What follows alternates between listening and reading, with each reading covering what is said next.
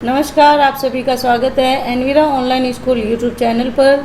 इस वीडियो में हम पढ़ेंगे कक्षा 12वीं की अनिवार्य हिंदी। कक्षा 12वीं अनिवार्य हिंदी का अनिवार्य हिंदी की प्रमुख पुस्तक है आरोह। उसके काव्यखंड का दूसरा अध्याय आलोक धनवाजी द्वारा रचित एक कविता है, उस पतंग शीर्षक से कविता है, उसके बारे में आज हम इस वीडियो में हम पढ़ेंगे। तो इससे पहले हम इनके परिचय को जान लेते हैं। कवि जी के बारे में थोड़ा जान लेते हैं, संक्षिप्त परिचय। आलोक धनवाजी, इनका जन्म हुआ था सन 1948। कहाँ पे हुआ था? मुंगेर, जो कि कहाँ पे है? बिहार में। इनकी जो प्रमुख रचनाएं हैं, जो पहली कविता है इनकी, ये कौन सी थी? जनता का आदमी, जो कब प्रकाशित हुई थी? 1972 में प्रकाशित। उसके बाद कौन सी आई थी? भागी हुई लड़कियां, ब्रूनो की बेटियां से प्रसिद्धि मिली इनको। और जो एकमात्र इनका काव्य संग्रह है वो है दुनिया रोज बनती है, रोज बिगड़ती है और रोज मिटती है। हरिवंश राय बच्चन के जैसे ही कुछ संग्रह इस संग्रह में नज़र आता है। फिर इनको जो प्रमुख सम्मान मिले थे वो था राहुल सम्मान, बिहार राष्ट्र भाषा परिषद का कौन सा साहित्य सम्मान, अपने अपने राज्य में जो ये पारितोषिक होते हैं वो दिए जाते हैं, बनारसी प्रसाद भोजपुरी सम्मान और पहल सम्मान, ये इनको प्रमुख सम्मान मिल चुके हैं। ठीक है। इसके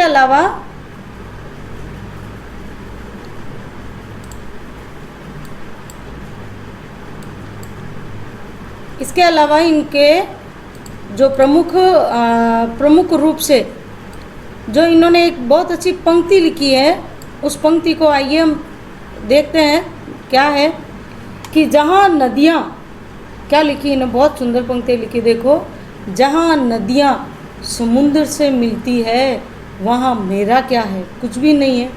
मैं नहीं जानता, लेकिन एक दिन मुझे भी उधर ही जाना है। अर्थात जिस प्रकार आत्मा परमात्मा से जुड़ी हुई होती है तो अंत में उसको वहीं वापस जाके मिल जाना होता है। हमें उससे कोई लेना देना नहीं होता, लेकिन हमें जाना भी उधर ही है। बहुत गहरी और गूढ़ बात की है। किसके साथ? लौकिक के साथ में एक पारलौकिक बात कही है। लौकिक के साथ में पारलौकिक बात कही है। ये दोनों आपको इसमें नज़र आ जाएंगे। ठीक है। 7वें-8वें दशक में कवि आलोक धनवा ने बहुत ही छोटी अवस्था में अपनी गिनी चुनी कविताओं से अपार लोकप्रियता यानी प्रशंसा हासिल की थी। 1972-73 में प्रकाशित इनकी जो आरंभिक कविताएं थी, अनेक गंभीर काव्य प्रेमियों को मुँह जबानी याद रह गई थी। और आलोचकों का तो मानना है कि उन्होंने हिंदी कवियों और कविताओं को कितना प्रभावित किया, इसका मूल्यांकन तो अभी हो ही नहीं पाया है। इतनी व्यापक ख्याति के बावजूद या शायद उसी की वजह से बनी हुई अपेक्षाओं के दबाव के चलते आलोक धनवा ने कभी थोक के भाव में लेखन नहीं किया, खुदरा भाव से ही किया था, यानी उन्होंने अपने हिसाब से ही किया था। सन 72 से लेखन आरंभ करने के बाद उनका पहला और अभी तक का एकमात्र काव्य संग्रह सन 98 में प्रकाशित हुआ था। और काव्य संग्रह के अलावा वो पिछले 2 दशकों से देश के विभिन्न हिस्सों में सांस्कृतिक और सामाजिक कार्यकर्ता के रूप में सक्रिय भी रहे हैं। इन्होंने जमशेदपुर में अध्ययन मंडलियों का संचालन किया था। कहाँ किया था? जमशेदपुर में। और रंग, कर्म और साहित्य पर भी कई राष्ट्रीय संस्थानों एवं विश्वविद्यालयों में अतिथि व्याख्याता के रूप में अपनी भागीदारी दी है। आइए अब पढ़ते हैं आपके जो कविता दी गई है उसके बारे में क्या दिया गया है, कैसा है, क्या है क्या ये। तो जो कविता दी गई है वो पतंग आलोक धनवा के एकमात्र संग्रह का हिस्सा है। ये एक बहुत लंबी कविता है जिसके तीसरे भाग को पाठ्य पुस्तक में शामिल किया गया है। अब क्या है इस पतंग कविता के बहाने? कविताओं में पतंग कौन उड़ाता है? वैसे तो बड़े भी उड़ाते हैं, लेकिन जो बच्चों का पतंग उड़ाने का उत्साह होता है ना, तो वो बाल सुलभ, वो अलग ही एक अंदाज है। बाल सुलभ इच्छाओं और उमंगों का सुंदर चित्रण किया गया है। बाल क्रियाकलापों एवं प्रकृति में आए परिवर्तन को अभिव्यक्त करने के लिए सुंदर बिंबों का उपयोग किया गया है। पतंग बच्चों की कैसी होती है? उमंगों का रंग बिरंगा सपना है। आसमान में उड़ती हुई पतंग ऊंचाइयों की वो हदें हैं जिनको बाल मन चुना चाहता है और उसके पार जाना चाहता है। और कविता धीरे धीरे बिंबो यानी किसी भी दृश्य का, किसी भी वर्णन का शब्द चित्र खींचना बिंब कहलाता है। और जब इनका बहुत ज़्यादा प्रयोग किया जाता है तो वो बिंबात्मक शैली बन जाता है। तो ये इस कविता में भी आपको बहुत सारे बिंब नज़र आएंगे। बिंब प्रधान रचना है ये। तो ये धीरे धीरे बिंबों की एक ऐसी नई दुनिया में आपको ले जाती हैं जहाँ शरद ऋतु का चमकीला इशारा है, यानी शरद ऋतु का आगमन होता है उसका। जहाँ तितलियों की रंगीन दुनिया है, दिशाओं के मृदंग चंग बजते हैं, जहाँ छतों के खतरनाक कोने से गिरने का डर तो है, वहीं दूसरी ओर भय पर विजय पाते बच्चे हैं जो गिर गिर कर संभलते हैं और पृथ्वी का हर कोना वो खुद ब खुद उनके पास आ जाता है। वे हर बार नई नई पतंगों को सबसे ऊंचा उड़ाने का हौसला लिए फिर वादों अंधेरे के बाद के शरद यानी उजाला की प्रतीक्षा कर रहे हैं। क्या आप भी उनके साथ हैं? क्या सच में आप भी उनके साथ हैं? क्या आप भी अपने क्या आप भी अपने भविष्य की उन ऊंचाइयों को छूने का हौसला रखते हो जो सच में वो ऊंचाइयां आपके लिए ही बनी हैं?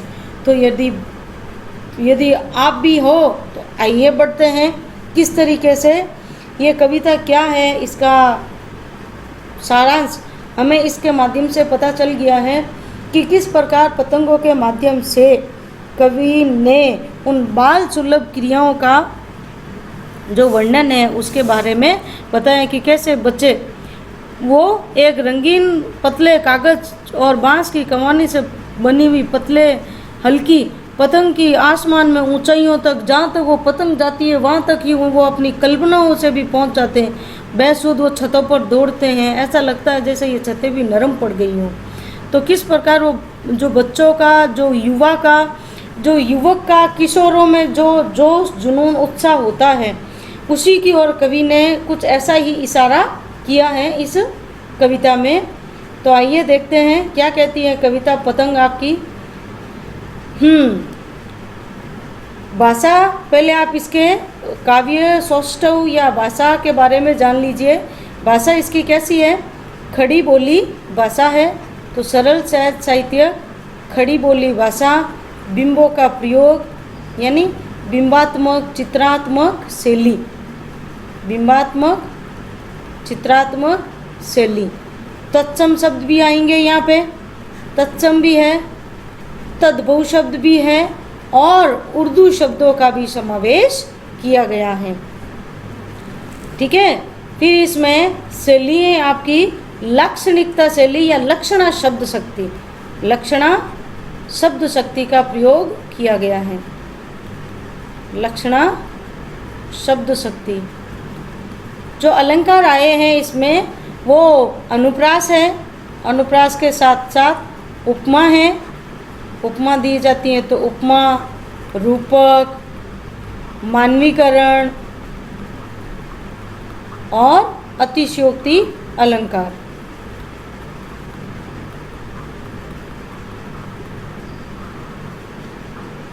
और इसके अंदर जो रस देखने को मिलेगा वो मिलेगा आपको उत्साह, उत्साह रस। ठीक है। और भी कुछ होगा वो अपन इसके साथ साथ में कर लेंगे। तो आइए देखते हैं, पढ़ते हैं कविता को। सबसे तेज बौछारें गई। अब बताइए, सबसे तेज बौछारें गई, सबसे तेज बौछारें किस में पड़ती हैं? सावन मास में। तो सावन और भाद्रपद ये 2 ही महीने माने जाते हैं वर्षा के। सबसे तेज बौछारें इसी में होती हैं। तो कवि कहता है कि वर्षा ऋतु समाप्त होने हो गई है और भादों का महीना भी लगभग बीत गया है। सवेरा हुआ। अब सवेरा तो हमेशा होता है, लेकिन इस सवेरा होने का मतलब क्या है कि आकाश से सारे बादल छट गए हैं तो वो सूर्य पूरा साफ दिखाई देता है। तो आकाश के बादलों से हट जाने से सवेरा कैसा दिख रहा है? खरगोश की आंखों के जैसा लाल सवेरा, या उपमा अलंकार है। खरगोश की आंखों के जैसा लाल सवेरा यानी बहुत ही अधिक चमकीला और पूर्ण रूप से प्रकाश से प्रकाशित हो गया है। आगे देखिए कि शरद आया पुलों को पार करते हुए। शरद कौन है? यहाँ पे शरद को किस रूप में प्रस्तुत किया? एक छोटे बालक के रूप में प्रस्तुत किया है। तो मानवीकरण अलंकार है। क्या सच में शरद आता है क्या पुल को पार करके? नहीं ना। तो यहाँ पे शरद ऋतु को एक बालक के रूप में प्रस्तुत किया करते हुए क्या कहा कि शरद रूपी बालक क्या पार करके आ रहा है? जो श्रावण भादों में नदी नाले भर गए थे, उनके ऊपर जो पुल बने हुए हैं, उन पुलों को पार करते हुए शरद ऋतु आ गई है। कैसे आई है? अपनी नई चमकीली साइकिल तेज चलाते हुए।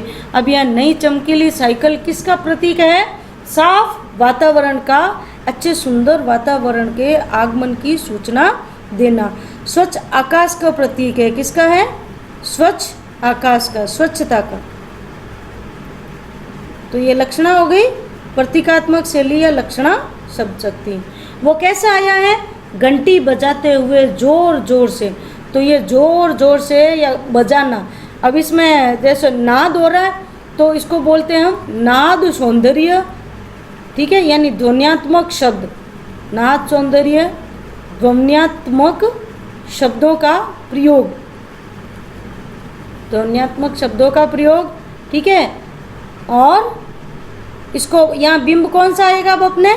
यह बिंब होगा श्रव्य बिंब, सुनाई देता है ना, श्रव्य बिंब, ठीक है। और कैसे कि चमकीले इशारों से बुलाते हुए पतंग उड़ाने वाले बच्चों के झुंड को अपने चमकीले इशारों से किसको उड़ा रहा है? आकाश साफ हो गया है, सब कुछ एकदम साफ हो गया। तो वो ये सारा संकेत किसके लिए दे रहा है? ये चमकीला इशारा किसका है? स्वच्छ आकाश का इशारा है। जो किसके लिए कर रहा है? वो उन बालकों के लिए, अन्य बच्चों को प्रेरित कर रहा है कि अब आकाश साफ हो गया है, तुम अपने अब पतंगे ले लेकर बाहर आ जाओ, अब खूब ऊंचाइयों तक अपनी पतंगे उड़ाओ। क्योंकि वो जानता है कि स्वच्छ आकाश में ही पतंगे उड़ती हैं। तो चमकीले इशारों से बुलाते हुए और आकाश को इतना मुलायम बनाते हुए कि पतंग ऊपर उठ सके, यानी वो जानता है कि स्वच्छ आकाश में पतंग खूब उड़ती हैं, तो वो आकाश को क्या कर रहा है? मुलायम बना रहा है। तो यहाँ मुलायम शब्द में कौन सा है आपके? स्पर्श बिंब। बिंब कितने होते हैं? 3 प्रकार के होते हैं। एक तो होता है दिखने वाला, नेत्र से जो दिखता है वो दृश्य बिंब, कानों से जो सुनाई देता है वो आपके हैं श्रव्य बिंब, और जो स्पर्श होता है त्वचा से स्पर्श होता है वो स्पर्श बिंब, ठीक है। ये प्रमुख बिंब होते हैं जो इस कविता में दिए गए हैं, ठीक है। कि पतंग ऊपर उठ सके, मुलायम बना दिया है। ताकि क्यों मुलायम बनाए? क्योंकि पतंग किसकी होती है? रंगीन और पतले कागज से बनी हुई होती है। इसलिए देखो आगे दिया हुआ है कि दुनिया की सबसे हल्की और रंगीन चीज़, क्या यह हकीकत में पतंग सबसे दुनिया की हल्की चीज़ है? नहीं है, लेकिन फिर भी यहाँ अतिशयोक्तिपूर्ण उसके हल्के होने का वर्णन किया है, तो यह अतिशयोक्ति अलंकार है, ठीक है। यहाँ पे कौन सा है? अतिशयोक्ति अलंकार, ठीक है। कि पतंग ऊपर उठ सके क्योंकि वो कैसी है? सबसे हल्की और रंगीन कागज से और पतले कागज से बनी हुई होती है। और उसमें क्या लगती है? किसकी बनी हुई होती है? दुनिया का सबसे पतला कागज उड़ सके, बांस की सबसे पतली कमानी, यानी उसमें बांस की पतली सी कपची लगी होती है, लचीली, उड़ सके और फिर से शुरू हो सके। क्या शुरू हो सके? वो शोर, कैसा शोर? सीटियाँ मारने का, किलकारियाँ गूंजने का, और तितलियों की इतनी नाजुक दुनिया। क्या सच में तितलियों की दुनिया होती है क्या? नहीं होती है, लेकिन फिर भी मान लिया गया है। तो भेद रहित आरोप उपमेय और उपमान में लगाते हैं तो वहाँ कौन सा अलंकार होता है? रूपक अलंकार होता है, ठीक है। तो इस प्रकार यदि इसमें से प्रश्न बनते हैं, आपके अर्थ ग्रहण संबंधी प्रश्न बनते हैं, तो कैसे बनते हैं कि तितलियों की नाजुक दुनिया किसको बताया है कि जब आकाश में रंग बिरंगी पतंगे उड़ेगी तो वो आकाश में रंग बिरंगी पतंगे उड़ती हुई किसके समान लगेगी, दिखेगी, तितलियों के समान। इसीलिए कवि ने पतंगों से भरे आकाश को ही तितलियों की नाजुक दुनिया बताया है। और क्या आया है कि शरद को किस रूप में प्रस्तुत किया है कि शरद को एक छोटे से बालक के रूप में प्रस्तुत किया है। और पतंग को कैसा बताया है कि पतंग कैसी है, सबसे हल्की बताया, उसको रंगीन कागज़ से बनी हुई है, पतला कागज़ लगा हुआ है, उसमें पतली सी कपची लगी हुई है। और जो पतंग उड़ाने का दृश्य होता है उसका कैसे वर्णन किया है कि सीटियाँ बजती हैं, किलकारियाँ गूंजती हैं, बच्चे एक दूसरे की पतंगे काटने की होड़ में सीटियाँ मारते हैं या पतंगे एक दूसरे की डोर काटते समय कितना खुशी से पेंग भरते हुए वो चिल्लाते हैं। ठीक है, तो इस प्रकार आपकी ये कैसी हो गई भाषा, सरल सहज प्रभावपूर्ण खड़ी बोली अपनी भाषा है। और जो अलंकार हैं वो आपके किस तरीके से है वो आपको मैंने सारा बता दिया है। ठीक है, तो आगे समझ में यहाँ तक। चलो बढ़ते हैं अपने अगले यानी इस कविता के अगले अंश की ओर। दूसरा अंश क्या कह रहा है, अब यहाँ बच्चे कैसे हैं उसके बारे में बताया है। बच्चे स्वभाव से कैसे होते हैं वो शारीरिक, स्वाभाविक, मानसिक, काल्पनिक कैसे होते हैं। तो देखिए कि जन्म से ही बच्चों के बारे में वर्णन किया है कवि ने। बच्चों को कैसा बताया है, किसके साथ संबंध बताया कि जन्म से ही वे अपने साथ लाते हैं कपास। अब यहाँ कपास लाने का मतलब क्या है कि जिस प्रकार कपास उगते समय कपास कैसा दिखता है कि वो मुलायम होता है और फिर भी वो गिरने पर भी टूटता नहीं है। तो आपने देखा होगा कि जब बड़े किसी भी ऊंचाई से गिरते हैं तो उनकी हड्डी फ्रैक्चर हो जाती है या ऐसी तोड़ फोड़, ऐसी शारीरिक क्षति होती है। जबकि आपने देखा होगा कि बच्चे गिरने के बाद भी वो मुलायम होते हैं, इसलिए वो फिर भी कैसे रहते हैं, उनका शरीर लचीला होता है तो गिरने पर भी चोट लगने की संभावना कम होती है। तो ठीक वैसे जैसे कपास रुई जब वो नीचे गिरती है तो क्या उसके टूटने फूटने का डर रहता है कि किसी तरीका का नहीं रहता, क्योंकि वो नाजुक और कोमल होती, मुलायम होती है तो वो टूटती नहीं है। तो इसलिए बच्चों को किसके समान बता दिया है, कपास के समान बता दिया, बिल्कुल उनके जैसा बता दिया है। ठीक है, तो यहाँ जन्म से कपास लाने का क्या मतलब हो गया है कि इसमें अतिशयोक्ति अलंकार है। क्या सच में बच्चे कपास के समान मुलायम होते नहीं होते? तो यहाँ कौन सा अलंकार है, अतिशयोक्ति अलंकार। फिर देखो अब आगे क्या होता है कि वो अत्यंत साहसी और चंचल तो होते ही हैं, और जब वो दौड़ते हैं तो ऐसा लगता है कि पृथ्वी घूमती हुई आती है उनके बेचैन पैरों के पास। जब वो दौड़ते हैं ना तो ऐसा लग रहा है कि जब दौड़ नहीं रहे हैं, पृथ्वी ही घूमती हुई उनके चंचल पैरों के पास में आ जाती है, आ गई हैं। और जब वो बेसुध होकर, जब बच्चे पतंग उड़ाते हुए उनको शुद्ध नहीं रहता, अपने शरीर की शुद्धि नहीं रहती, होश नहीं रहता है, वो कैसे उड़ाते हैं कि ये बच्चे पतंग उड़ाते समय ना धूप देखते, ना गर्मी देखते, कुछ भी नहीं देखते, कठोर कुछ भी नहीं देखते, वो ऐसे ही बेसुध होकर दौड़ते हैं। तो ऐसा लग रहा है कि वो क्या कर रहे हैं, छतों को भी नरम बनाते हुए वे दौड़ते दौड़ते क्या कर रहे हैं, छतों को भी कैसा बना देते हैं, नरम बना देते हैं, वो छत को भी कठोर नहीं रखने देते हैं। दिशाओं को मृदंग की तरह बजाते हुए, और जब वो छतों पे दौड़ते हैं तो उनकी कदमों की आहट को सुनकर ऐसा लग रहा है जैसे सारी दिशाएं, ये जो सारी दिशाएं हैं वो मृदंग के समान क्या कर रही हैं, बज रही हैं। ये बच्चों की थाप जब उनके ऊपर पड़ रही है, पैरों की थाप उनके ऊपर पड़ रही है, तो ऐसा लगता है ये मृदंग की तरह बज रही है। ठीक है, और जब वे पेंग भरते हुए ने, जब वो ऐसे कुलांचे भरते हुए एक के सिर्फ एक डोर के सहारे यहाँ पतंग उड़ रही होती है, और यहाँ बच्चे खड़े होते हैं, तो जिधर जैसे जैसे पतंग ऐसे इधर उधर डोलती हैं, ठीक बच्चे ही उसी तरीके से डोलते हैं, पेंग मारते रहते हैं, झूला झूलते हुए से चलते हैं। पेंग भरना यानी झूला झूलते हुए चलना। डाल की तरह लचीले वेग से अक्सर, जिस प्रकार पेड़ों की डालियाँ इधर से उधर लचीले वेग से झूलती हैं, उसी प्रकार ये बच्चे भी चलते हुए कहाँ तक पहुंच जाते हैं लचीले वेग से। कहाँ चले जाते हैं? छतों के खतरनाक किनारों तक। कहाँ चले जाते हैं? छतों के खतरनाक कोनों तक पहुंच जाते हैं। और उस समय गिरने से बचाता है उन्हें सिर्फ उनके ही रोमांचित शरीर का संगीत। जब बच्चे इस तरीके से दौड़ते हैं और तब उनको गिरने से फिर भी उनको कौन बचा देता है? जब हमारा शरीर किसी खतरनाक परिस्थिति पर पहुंचता है तो अपने अंदर का जो स्नायु तंत्र है वो अपने आप कार्य करने लगता है कि हम किसी खतरनाक मोड़ पे हैं, और वो तुरंत हमारे शरीर में कुछ ऐसा उत्पन्न करता है, वेग उत्पन्न करता है कि हम उस खतरनाक कोनों से गिरने से बच जाते हैं। तो यह हमारे शरीर के भीतर ही एक संगीत के जैसा जो रोमांच कार्य करता है, वो एक स्नायु तंत्र ही है जो हमें बचाता है। ठीक वैसे ही जैसे गर्म पतीले पर हमारा हाथ पड़ता है तो हम तुरंत हटा लेते हैं, तो ठीक वैसे ही जब हम खतरनाक मोड़ पर हमारा शरीर खड़ा होता है तो अपने भीतर, शरीर के भीतर अपने आप वो जैसा होने लगता है ताकि बच जाए, गिरने से बच जाए। तो कुछ ऐसा ही बच्चों के साथ में भी होता है। तो पतंगों की धड़कती ऊंचाइयां उन्हें थाम लेती हैं और वो महज किसके सहारे? ऐसा लगता है कि जैसे आकाश में जो पतंगे उड़ रही हैं, जो जिन ऊंचाइयों तक वो पहुंच रही है, वो ऊंचाइयां ही उन्हें थाम लेती हैं, उन बच्चों को थामे रखती है। किसके सहारे? महज एक कोमल धागे के सहारे।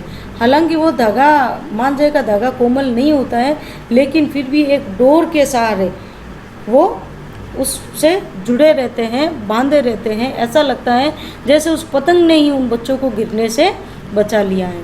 पतंगों के साथ साथ कहाँ दौड़ रहे हैं? पतंगों के साथ साथ वो भी उड़ रहे हैं। पतंगों के साथ साथ कौन उड़ रहे हैं? बच्चे भी उड़ रहे हैं। किसके सहारे? रंध्रों के सहारे, यानी अपने किसके सहारे? अपनी कल्पनाओं के सहारे। रंध्रों के सहारे मतलब अपनी कल्पनाओं के सहारे। ठीक है, तो इस प्रकार यहाँ पे कौन सा लचीले वेग ये कैसे गिरने से बचाता है? कौन? संगीत क्या सच में बचाता है क्या? तो यहाँ मानवीकरण अलंकार है। संगीत को एक मनुष्य की तरह क्रिया करते हुए बताया है इसलिए। ठीक है, और इसके अलावा चित्रात्मक आपकी शैली है ही है, छंद इसमें किसी तरह का है नहीं। और अब आगे देखिए कि पतंगों के साथ साथ जब वो भी उड़ रहे होते हैं और वो बच्चे किसके सहारे उड़ते हैं? क्योंकि उनका पूरा का पूरा ध्यान किस पे होता है? पतंग पर ही टिका रहता है, और वो अपने उसी रोमांच के सहारे ही वो उड़ते जाते हैं। ठीक है, उनका पूरा ध्यान किधर होता है? उन्हीं पतंग पर होता है। ठीक है, अपने ध्यान में मग्न होकर वो चल रहे होते हैं। तो यहाँ रंध्रों का मतलब क्या होता है? ध्यान में या कल्पनाशील होकर, ध्यान या कल्पनाशील रंध्र का। ठीक है, अगर वे कभी गिरते हैं छतों के खतरनाक किनारों से, कभी ऐसा होता है कि रोमांचित शरीर, ये समझ लो कि धुन कम हो, वॉल्यूम कम हो तो नहीं पता चल पाता शरीर को, और वो फिर भी क्या हो जाता है?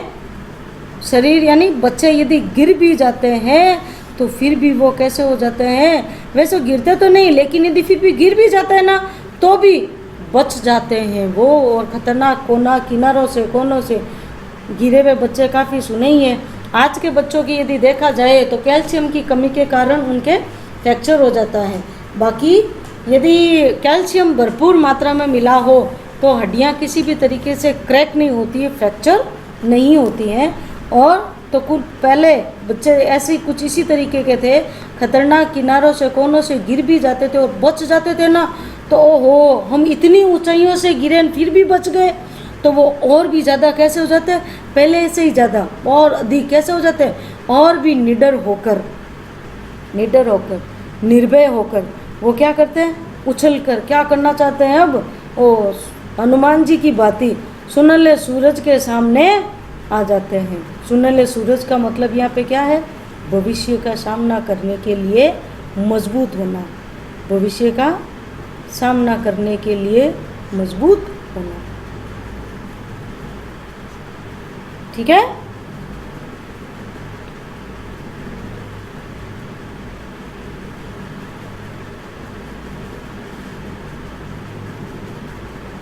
पृथ्वी और भी तेज घूमती हुई आती हैं उनके बेचैन पैरों के साम। और जब बच्चे इस तरीके से निडरता पूर्वक जब वो छूकर और भी अधिक उसकी ज़्यादा अपेक्षा से जब वो करने लगते हैं और उस तेज़ गति से पृथ्वी पर दौड़ने लगते हैं, तो ऐसा लगता है कि पृथ्वी और भी बेचैन हो जाती है, उनके पैरों के पास में आ जाती है दौड़ती हुई। और वो बच्चे भी अपने निर्भीक होकर अपने उस लक्ष्य को हासिल कर ही लेते हैं। ठीक है, तो यहाँ इस तरीके से आपके ये पाठ पूरा कविता पूरी हुई है। अलंकार यहाँ पे सुनहले सूरज में सुनहला सवर्ण की आवृत्ति है तो अनुप्रास अलंकार है। मानवीकरण भी है। मानवीकरण अब कहाँ कहाँ है, जैसे पृथ्वी आती है क्या, कभी पृथ्वी को आते हुए देखा है कि नहीं है। ठीक है, तो यहाँ पे मानवीकरण अलंकार है। ठीक है, भाषा कैसी है, सरल सहज साहित्य और आसानी से समझ में आने वाली भाषा है। ज़्यादा प्रयास नहीं करना पड़ रहा है। तो जब भाषा समझने के लिए ज़्यादा प्रयास नहीं करना पड़े तो वहाँ आपका कौन सा गुण होता है, प्रसाद गुण होता है। ठीक है, प्रसाद गुण है। और शैली शक्ति कौन सी है, शब्द शक्ति कौन सी है, लक्षणा शब्द शक्ति, लक्षणा शब्द शक्ति। ठीक है, अब आगे देखिए पाठ्य इसके प्रश्नोत्तर की तरफ बढ़ते हैं। पहला प्रश्न क्या कह रहा है कि कविता के साथ में देखिए कि सबसे तेज बौछारें गई, बादो गया के बाद प्रकृति में जो परिवर्तन कवि ने दिखाया है उसका वर्णन कीजिए। तो आपको पता है चमकीले इशारों से बुलाते हुए, तो ये कवि ने कैसे वर्णन किया कि कवि ने कुछ ऐसे किया है कि वर्षा खत्म होने के बाद में शरद ऋतु का आगमन जब होता है तो दिन कैसे हो जाते हैं, दिन चमकीले हो जाते हैं, यानी उज्जवल हो जाता है, दिन चमकीले हो जाते हैं, दिन चमकीले हो जाते हैं, आकाश साफ और स्वच्छ हो जाता है। आकाश को कैसा बताया है, साफ और स्वच्छ, और मुलायम यानी एकदम साफ बिल्कुल की।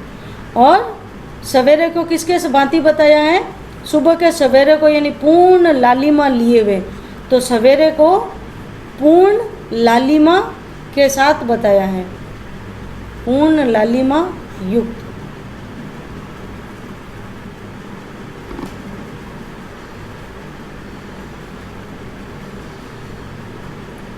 ठीक है, और इसके अलावा जो रास्ते का पानी है वो साफ हो गया, कीचड़ वगैरह सब कीचड़ वगैरह नहीं रहता है, कुछ ऐसा ही कवि ने यहाँ बताया है।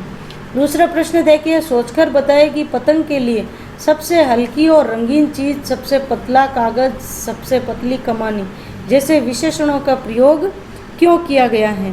क्योंकि कवि क्या होती है, कवि क्या बताना चाहता है, कवि पतंग के लिए इन विशेषणों का प्रयोग इसलिए किया है क्योंकि पतंग कैसी होती है, एकदम हल्की होती है, और उसी हल्केपन को और उसकी नाजुकता को, उसी हल्केपन को और नाजुकता को स्पष्ट करने के लिए उसका अतिशयोक्तिपूर्ण वर्णन किया है। ठीक है, ताकि जो बच्चों के भीतर का हल्कापन है, निश्चलता है, नाजुकता है, वो पतंग के साथ में स्पष्ट हो सके, इसीलिए कवि ने उसको ऐसा बताया है। ठीक है, इन विशेषणों का प्रयोग किया है। फिर आपके इसमें बिंब पूछे हैं, जैसे कि 3 प्रमुख बिंब होते हैं, तो इसमें देखिए बिंब पूछे हैं, सबसे तेज बौछारें गई, भादो गया, सवेरा हुआ। इस पंक्ति में आपके क्या पूछे हैं, तो देखो सबसे तेज बौछारें गई, भादो गया, सवेरा हुआ।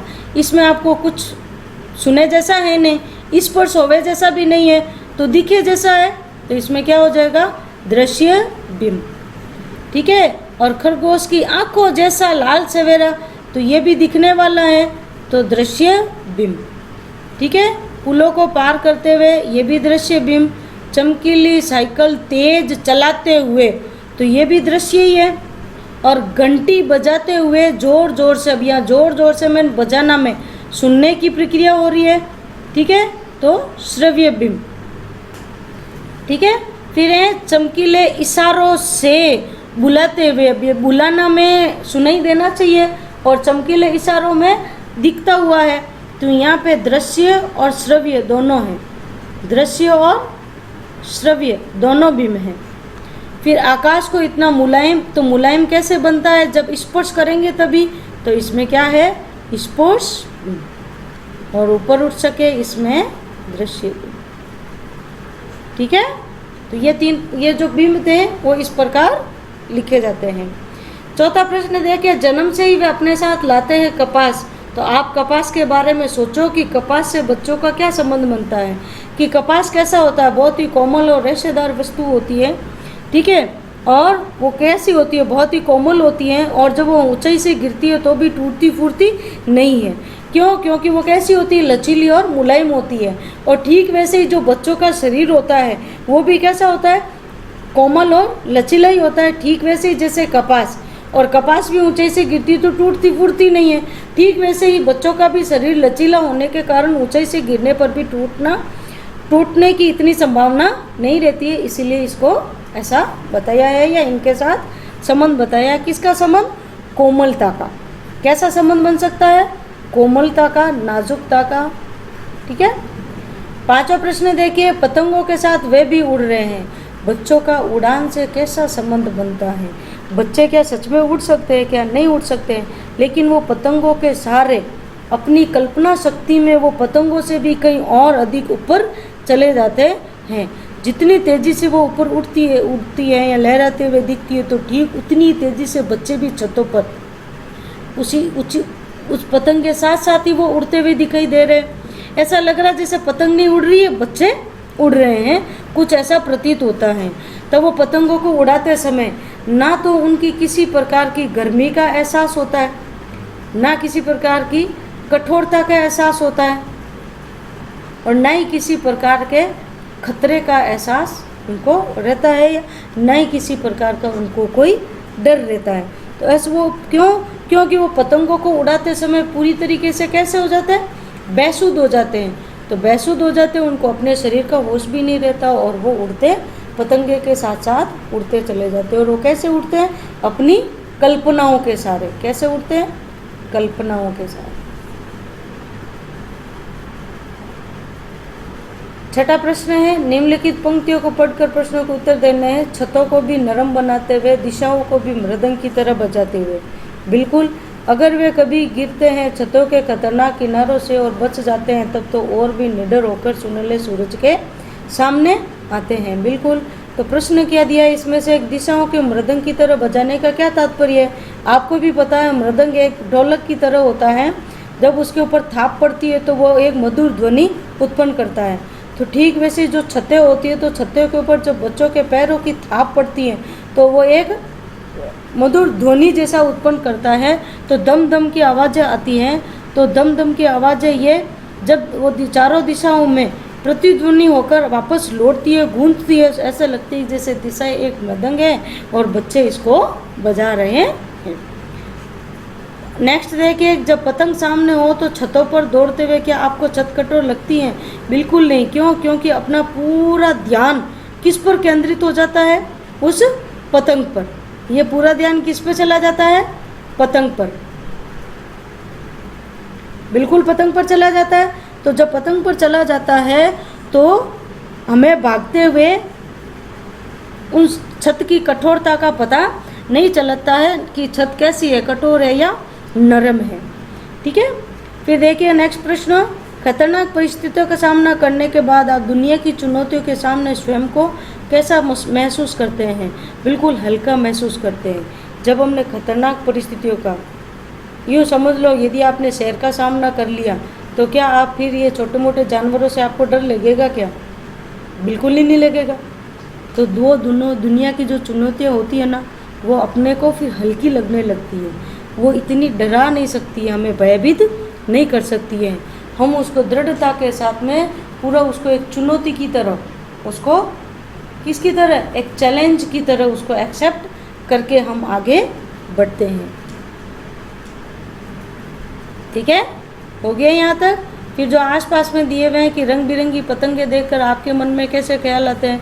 बिल्कुल बहुत अच्छे ख्याल आते हैं कि काश मैं भी जैसे पक्षियों को उड़ते हुए देखते तो कैसा ख्याल आता है, काश हमारे भी पतंग होते हैं, हम भी उन ऊंचाइयों को छूते जितनी ऊंचाइयों में पक्षी उड़ रहे हैं। तो सोचो रंग बिरंगी पतंगे देखकर हमें भी एक बार भी ऐसा लगता है कि जैसे हमारे कोई डोर पकड़ ले और हमें भी ऊपर की तरफ उड़ा दे, हम भी उन आकाश में उन बादलों में विचरण करना चाहते हैं। कुछ ऐसे ख्याल आते हैं। तो आपको कैसे ख्याल आते हैं वो आप भी लिख सकते हैं। फिर देखिए दूसरा, रोमांचित शरीर का संगीत जीवन के लय से क्या संबंध है। यानी संगीत क्या है, हमारे शरीर में भी सभी प्रकार के अंग कार्य करते हैं, जो ऑर्गन्स हैं सब कार्य करते हैं अच्छे से। तो वो कार्य करते हैं, तो कार्य करते समय एक लयबद्ध जीवन का जो है वो अपने भीतर भी चलता रहता है। जिस प्रकार दुख से भरा हुआ, कष्टों से भरा हुआ अस्त व्यस्त जीवन यदि आप जीते हो, यदि आपको किसी भी कार्य करने की परख नहीं है या किसी भी कार्य करने का आपके पास में तरीका नहीं है, उसका क्रम नहीं है, तो वो अस्त व्यस्त वाली ज़िंदगी जिसमें किसी भी तरीके की कोई टेक नहीं है, तो वो दुख देती है, वो आपको कष्ट देती है। उसी की बजाय यदि आप अपने तरीके से कार्य करो तो लय और आनंद दोनों ही आपस में एक बहुत ही अच्छा संयोग, इन दोनों का जब सहयोग होता है तो कुछ इसी तरीके से कार्य होता है। ठीक है। तीसरा देखिए कि महज एक धागे के सहारे पतंगों की धड़कती ऊंचाइयाँ उन्हें यानी बच्चों को कैसे थाम लेती हैं, चर्चा कीजिए। तो जब पतंग उड़ती हैं तो बच्चे सब कुछ भूलकर उस पतंग में ही पूरा का पूरा खो जाते हैं। वो कहाँ तक जाती हैं, केवल वहीं तक ध्यान रहता है। तो छत कठोर है या गर्म है ये उनको कोई फ़र्क नहीं पड़ता है। और कई बार तो वो उसके पीछे पीछे दीवारों तक चढ़ जाते हैं, जो हालांकि बहुत ही खतरनाक होता है। ऐसा आज के बच्चों को नहीं करना चाहिए, क्योंकि आज के समय का जो खान पान है वो कुछ इसी तरीके का नहीं है, सही नहीं है, उसमें पौष्टिकता नहीं है। तो गिरकर चोटिल भी हो सकते हो, चोट लग सकती हैं और सही नहीं है। जो हालांकि पतंग उड़ाना अच्छी बात है और शरीर को रोमांचित देता है, शरीर की अच्छी खासी एक्सरसाइज भी हो जाती है, उसके साथ में सब कुछ अच्छा हो जाता है। लेकिन जो उसकी ऊंचाइयाँ होती हैं वो ही उन बच्चों को थामे रखती हैं, सिर्फ एक किसके सहारे, एक धागे के सहारे। तो ऐसा लगता है कि जैसे जब वो गिरने से बच जाते हैं ना, तब ऐसा लगता है कि जैसे इस पतंग ने ही इनको थाम रखा है। ठीक है। तो यहाँ आपका ये अध्याय पूरा होता है। जहाँ कहीं नहीं समझ में आया तो आप कमेंट बॉक्स में कमेंट करके शब्दों का अर्थ पूछ सकते हैं। किसी भी प्रकार की आपको यदि जिज्ञासा है, असमंजस की है, तो आप कमेंट ज़रूर कीजिए, लाइक ज़रूर कीजिए, शेयर ज़रूर कीजिए। तो वीडियो को पूरा देखने के लिए, साथ में बने रहने के लिए आपका बहुत बहुत धन्यवाद, आभार। एक आपसे छोटी सी रिक्वेस्ट है, ये भी यदि अभी तक आपने चैनल को सब्सक्राइब नहीं किया है तो जल्दी से कर लीजिए, आपके लिए बहुत ज़्यादा फ़ायदेमंद साबित होने वाला है। धन्यवाद।